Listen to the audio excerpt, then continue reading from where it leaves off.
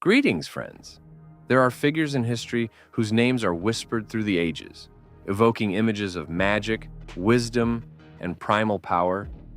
Among them, perhaps the most mysterious, are the Druids, the intellectual and spiritual elite of the Celtic peoples, who once ruled the lands of Britain, Gaul, and Ireland, long before Roman eagles cast their shadow over their shores.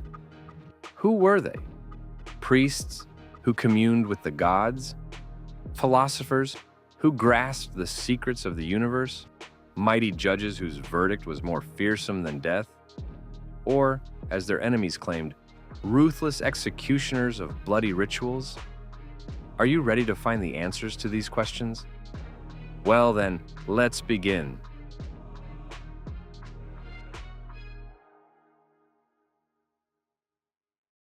The earliest mentions of the Druids date back to the 2nd century BCE, and the first known mention of the inhabitants of Britain belongs to the Greek geographer Pytheas, who made a voyage around the British Isles between 330 and 320 BCE. Although his own works have not survived, they are frequently cited by later authors. The most detailed descriptions of the Druids come from Julius Caesar in his Commentaries on the Gallic War. Other important Roman authors who wrote about the Druids include Cicero, Tacitus, Pliny the Elder, Diodorus Siculus, Strabo, and Pomponius Mela. The term Druid is found in Greek and Roman authors as Druids or Druidae, and is considered Celtic in origin. Several etymological theories exist. The traditional version by Pliny the Elder connects the word Druid with the oak, one who knows the oak or oak knower, based on the association of Druids with oak groves. Along with rowan and hazel, the oak was considered an important sacred tree for the Druids. An alternative, more modern etymology suggests the meaning strong seer, or one who sees, knows strongly, deriving the word from the Proto-Indo-European roots deru and wide. According to the testimony of Julius Caesar, the Druids, along with the nobility, constituted one of the two most influential social groups in Gaul and, as we can assume, in Britain. They were highly respected and enjoyed significant privileges. Specifically, they were exempt from military service and the payment of taxes. But their influence was based on more than just privileges. The Druids were true polymaths of their time. They not only managed all public and private rituals and sacrifices, acting as intermediaries between people and gods. Caesar claimed that as judges, they settled all disputes, from minor quarrels to murders and inheritance issues. And Strabo wrote that, in addition to preserving the entire intellectual heritage of the people in oral form, the Druids also likely had knowledge of medicine and provided advice to chieftains and nobility in the role of advisors. Ancient authors compared them to Greek philosophers, especially the Pythagoreans, due to their belief in the transmigration of souls. They studied the movement of stars, the size of the world, the nature of things, and the strength and power of the gods. As Caesar wrote, this combination of judicial, religious, and intellectual power, backed by social privileges, made the Druids a unique force in the Celtic world, perhaps even a counterweight to the military aristocracy. Their 20-year training in strict oral tradition only strengthened their elite status and control over knowledge. And mentions of annual meetings of Druids in a sacred center in Gaul and the election of a high Druid, sometimes even involving armed clashes for the position, hint at a complex hierarchical structure. But to whom did they pray? What worldview hides behind their teachings? It must be said here that the reconstruction of the pantheon of deities worshipped by the Celts of pre-Roman Britain is extremely difficult due to the lack of direct evidence. There is no doubt that the Celtic religion was polytheistic, but at the same time, there was likely a combination of local deities, who were patrons of a specific tribe or locality, and more widely revered deities, whose functions and names might have been known across significant Celtic territories, not just in Britain. However, due to the process of syncretism, or the merging with Roman gods during the period of Roman rule, and the absence of pre-Roman inscriptions with the names of gods in Britain, restoring an authentic pre-Roman pantheon is very difficult. One of the few figures whose existence in the pre-Roman period is considered most likely is the so-called horned god, conventionally named Cernunnos. He is often depicted sitting in, a sort of Buddhist pose with stag antlers, sometimes holding a snake or a torque. He is associated with nature, wild animals, fertility, wealth, and possibly the underworld. Although most of his images, such as, for example, on the famous Gundestrup cauldron, belong to continental Europe or the Gallo-Roman period, the motif of the horned deity itself likely had deep pre-Roman roots. Attempts to identify other gods in pre-Roman Britain are largely speculative. One can assume the existence of analogues to continental deities mentioned by Roman authors, for example, the triad of Tyrannus, Teutates, and Isis described by the poet Lucan, or deities known from later Irish and Welsh myths, such as Lugh, Brigid, and Morrigan. But there is no direct evidence of their worship specifically in pre-Roman Britain. According to Miranda Aldhouse Green, the Celts were animists, meaning they believed that every element of the natural world, rivers, lakes, mountains, trees, groves, had its own spirit or was sacred in itself. This belief aligns well with the widespread practice of votive offerings in natural locations, especially in bodies of water, as well as mentions by classical authors of sacred groves as places of worship. Animals played an extremely important role in the Celtic religion and worldview. Special significance was held by the bull, boar, stag, horse, raven, and snake. They could be considered totems of certain tribes or clans, symbols of strength, fertility, war, or the underworld, embodiments of deities or sacred beings in their own right. Images of animals are very common on Celtic artifacts of the Iron Age: weapons, jewelry, cauldrons, and coins. Also, many Celtic deities had a close connection with animals. Cernunnos with the stag and snake, the goddess Epona, whose worship spread particularly in the Roman period but could have pre-Roman roots, with horses. The war goddess Morrigan, known from Irish myths, could transform into a raven. Overall, Celtic religion seems to have represented a more integrated cosmology compared to the classical Greco-Roman one. The boundaries between the world of gods, humans, animals, and nature itself were less distinct and more permeable. Such a belief system was deeply rooted in the surrounding world, where the divine was not clearly separated from nature. Classical authors, particularly Caesar and Diodorus Siculus, clearly indicate the Celts' belief in the immortality of the soul.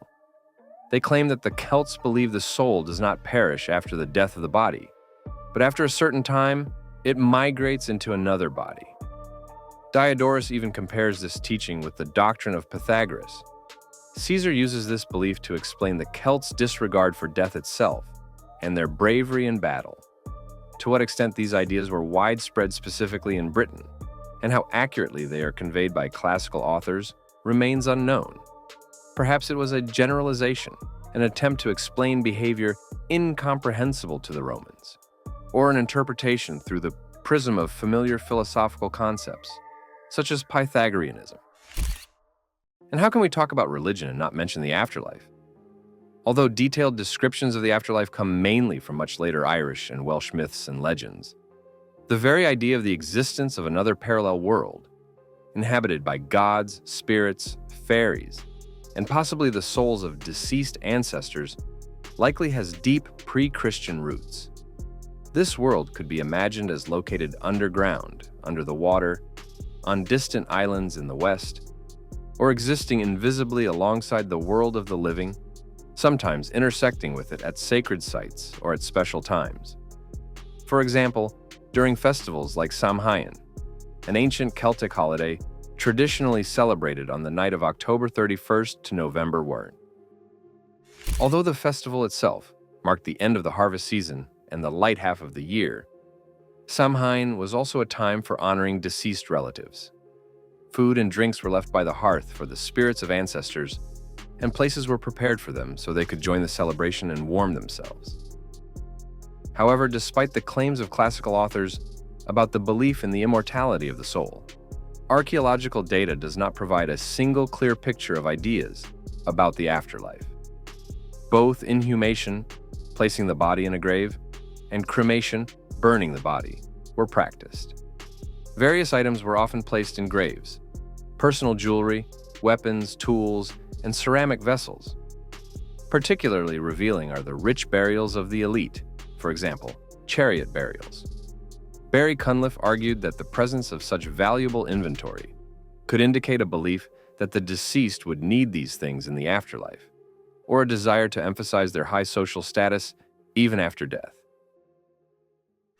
The significant variety of burial rites may indicate the existence of different beliefs regarding the fate of the deceased, depending on their social status, region of residence, or a specific period of the Iron Age.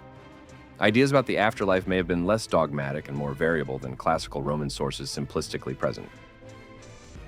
So, as we have already seen, the Druids, who emerged from the pages of ancient authors, were an influential class of Celtic societies in Gaul and Britain. However, alongside descriptions of their wisdom and social influence, a dark, disturbing image emerges, associated with the practice of human sacrifice. Greek and Roman writers repeatedly attributed the performance of cruel rituals involving the killing of people to the Druids. Thus, ancient authors left a series of testimonies depicting a picture of ritual violence associated with the Druids. These texts, though requiring critical analysis, are the primary source of information about the gruesome practices attributed to the Celtic priests. Gaius Julius Caesar, in his commentaries on the Gallic War, provides one of the most famous and influential descriptions of Druidic sacrifices. He notes that the Druids were responsible for performing public and private sacrifices. Caesar also points to a belief widespread among the Celts that to appease the immortal gods, it is necessary to pay with a human life for a human life, especially in cases of severe illness or in the face of military danger. The most gruesome and cited description is the so-called Wicker Man. Caesar writes, "Others use huge effigies, whose limbs are woven from willow branches. They fill them with living people. They are set on fire from below, and the people perish, engulfed in flames." This vivid and horrific image became a symbol of Druidic cruelty in the popular imagination. Regarding the choice of victims, Caesar claims that the execution of criminals was considered more desirable to the immortal gods. However, if there were not enough of these, they resorted to the execution of the innocent. This indicates a certain hierarchy of acceptable victims, but also a readiness to sacrifice any person if necessary. It is important to remember that Caesar wrote his commentaries during the conquest of Gaul.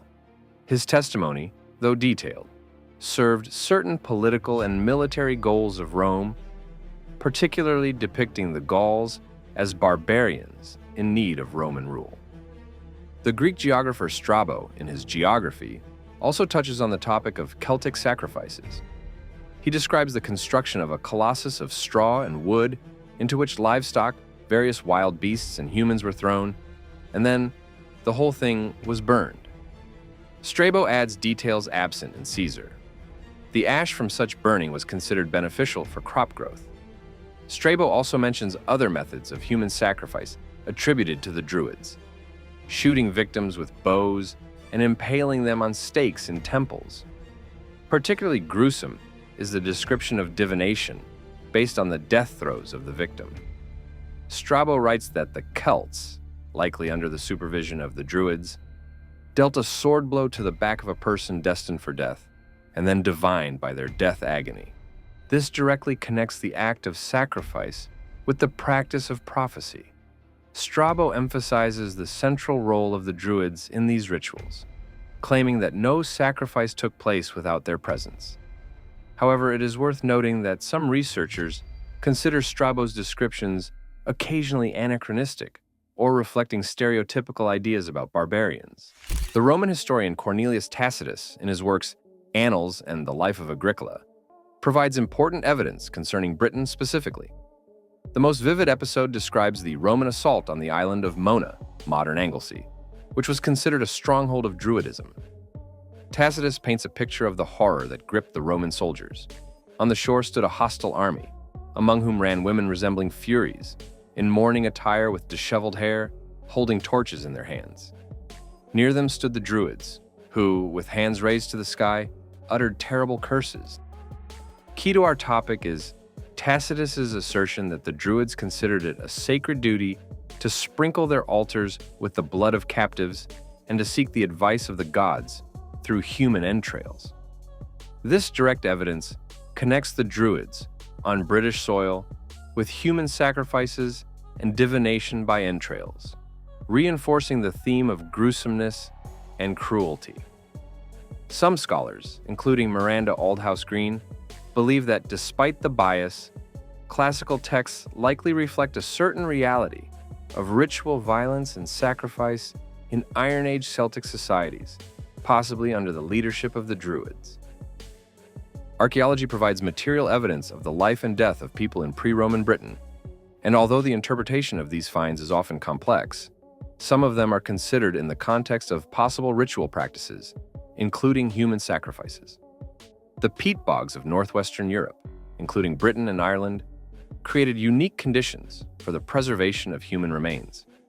Thus, the finds known as bog bodies are a valuable source of information about the past, and perhaps the most important and most gruesome of them all is the Lindow Man.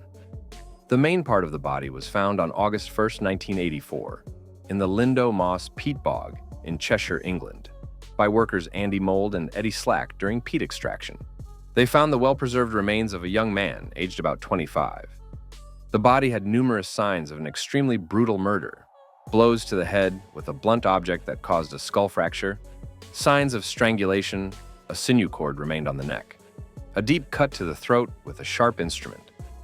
This complex of injuries was interpreted as a possible triple death, a ritual killing by 3 methods. In the stomach, remnants of charred unleavened bread containing mistletoe pollen were discovered. The only item of clothing was a band on the arm made of fox fur. The excessive cruelty, the presence of mistletoe pollen, which Pliny associated with Druidic rituals, and burial in a bog, which is often seen as a sacred liminal space, prompted many early researchers to consider the Lindow Man a likely victim of a Druidic ritual. Scholars such as Anne Ross, Don Robbins, and initially Miranda Aldhouse Green supported this view. You might say that this murder could just be a coincidence. However, this gruesome find was not the only one. In 2010, during excavations by the Bournemouth University Field School near Winterbourne, Kingston in Dorset, the corpse of a young woman was found, who had a rib broken several weeks before death. The corpse lay face down on a specially laid platform of animal bones at the bottom of a pit. Death occurred from a cut wound with a sharp object in the neck area, dealt from behind at the base of the skull. The position of the hands indicates that they might have been tied at the wrists at the time of death. A combination of factors, violent death, specific placement on animal bones, possible binding, absence of burial gifts, deposition in a pit, points to a conscious, possibly public ritual event. The sacrifice may have aimed to feed the earth or the underworld spirits. No less horrifying is the 2019 discovery near Wantage in Oxfordshire. There, in the pits of a small Iron Age Celtic settlement, the skeletons of 26 people were found. Unusual handling of the bodies was recorded.